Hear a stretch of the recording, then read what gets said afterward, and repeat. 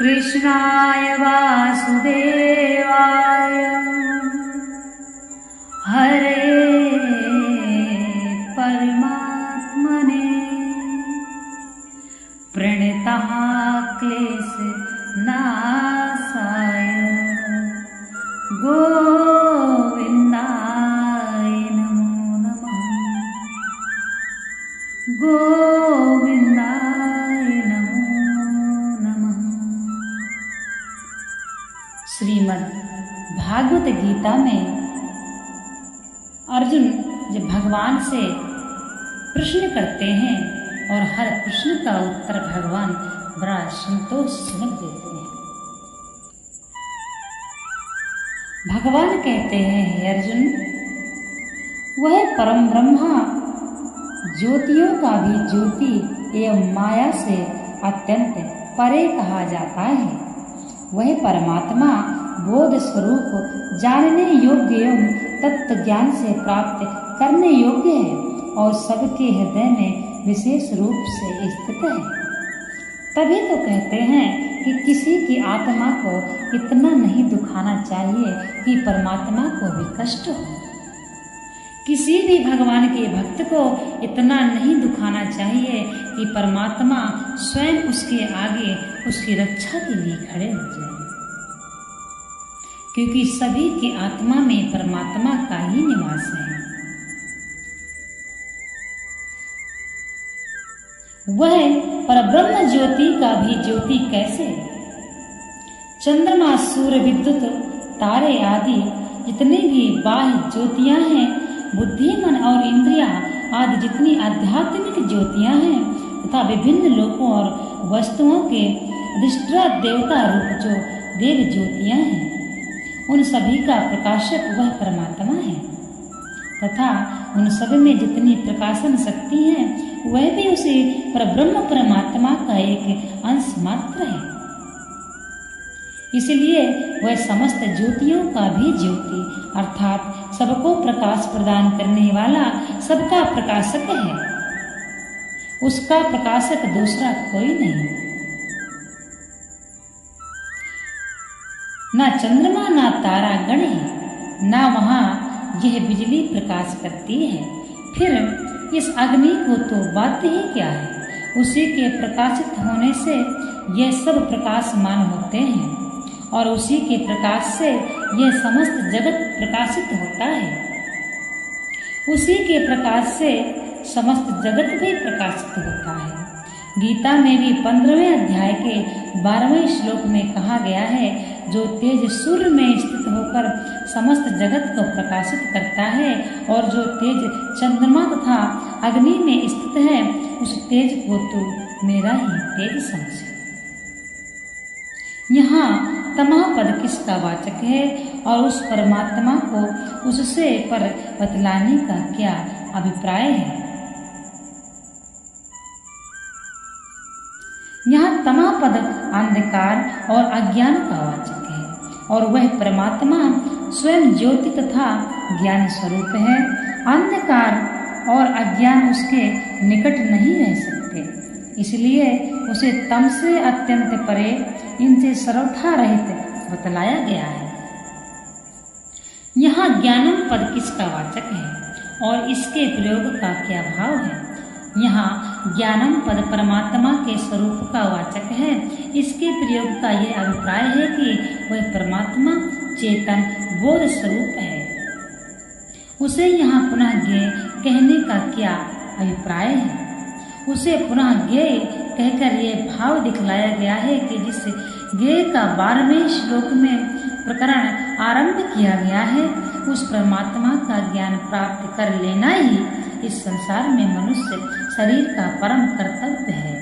इस संसार में जानने के योग्य एकमात्र परमात्मा ही है। अतएव उसका तत्व जानने के लिए सभी को पूर्ण रूप से उद्योग करना चाहिए।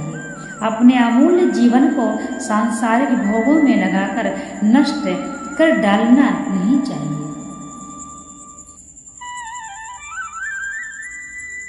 इस पर यह प्रश्न हो सकता है कि उसे कैसे जानना चाहिए।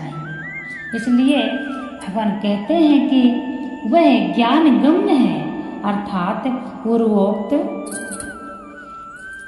अमानित्वादि ज्ञान साधनों के द्वारा प्राप्त तत्व ज्ञान से वह जाना जाता है। अतएव उन साधनों द्वारा तत्व ज्ञान को प्राप्त करके उस परमात्मा को जानना चाहिए। वह परमात्मा सब जगह समान भाव से परिपूर्ण होते हुए भी हृदय में उसकी विशेष अभिव्यक्ति है। जैसे सूर्य का प्रकाश सब जगह समान रूप से विस्तृत रहने पर भी दर्पण आदि में उसके प्रतिबिंब की विशेष अभिव्यक्ति होती है। वह सूर्यमुखी शीशे में उसका तेज प्रत्यक्ष प्रकट होकर अग्नि उत्पन्न कर देता है। अन्य पदार्थों में उस प्रकार की अभिव्यक्ति नहीं होती। उसी प्रकार हृदय उस परमात्मा की उपलब्धि का स्थान है। ज्ञानी के हृदय में तो वह प्रत्यक्ष ही प्रकट है। वही बात समझाने के लिए उसको सबके हृदय में विशेष रूप से स्थित बतलाया गया है। इस प्रकार क्षेत्र ज्ञान और ज्ञेय के स्वरूप का संक्षेप में वर्णन करके अब इस प्रकरण को जानने का फल बताते हैं। भगवान कहते हैं, इस प्रकार क्षेत्र तथा ज्ञान और जानने योग्य परमात्मा का स्वरूप संक्षेप से कहा गया है। मेरा भक्त इसको तत्व से जानकर मेरे स्वरूप को प्राप्त होता है। यहाँ तक क्षेत्र ज्ञान और ज्ञेय का स्वरूप किन किन श्लोकों में कहा गया है। 5वें और 6वें श्लोकों में विकारों सहित क्षेत्र के स्वरूप का वर्णन किया गया है। 7वें से 11वें श्लोक तक ज्ञान के नाम से ज्ञान के 20 साधनों का और 12वें 17वें तक ज्ञेय अर्थात जानने योग्य परमात्मा के स्वरूप का वर्णन किया गया है। मद्भक्त पद के प्रयोग का क्या अभिप्राय है तथा उस क्षेत्र ज्ञान और ज्ञेय को जानने का क्या एवं भगत को प्राप्त होना क्या है। भगवान कहते हैं, भक्ति करने वाले भगवत का वाचक है। इसका प्रयोग करके भगवान ने यह भाव दिखलाया है कि इस ज्ञान मार्ग में भी मेरी शरण ग्रहण करके चलने वाला साधक सहजी में परम पद को प्राप्त कर सकता है। यहाँ क्षेत्र को प्रकृति का कार्य जड़ विकारी अनित्य और नाशवान समझना, ज्ञान के साधनों को भली भांति धारण करना और उनके द्वारा भगवान के निर्गुण सगुण रूप को भली भांति समझ लेना, यही क्षेत्र ज्ञान और ज्ञेय जानना है तथा उस ज्ञेय स्वरूप परमात्मा को प्राप्त हो जाना ही भगवत को प्राप्त हो जाना है।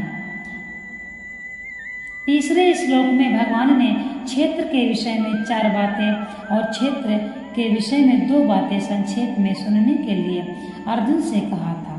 फिर विषय आरंभ करते ही क्षेत्र के स्वरूप का और उसके विकारों का वर्णन करने के उपरांत क्षेत्र और क्षेत्रज्ञ के तत्वों को भली भांति जानने के उपायभूत साधनों को और जानने योग्य परमात्मा के स्वरूप का वर्णन प्रसंग वश किया गया है। इसके क्षेत्र के विषय में उसके स्वभाव का और किस कारण से कौन कार्य उत्पन्न होता है, इस विषय का तथा प्रभाव सहित क्षेत्रज्ञ के स्वरूप का भी वर्णन हुआ है। अतः अब उन सबका वर्णन करने के लिए भगवान पुनः प्रकृति और पुरुष के नाम से प्रकरण आरंभ करते हैं। इसमें पहले प्रकृति पुरुष की अनादिता का प्रतिपादन करते हुए समस्त गुण और विकारों का प्रकृति जन्म बतलाते हैं।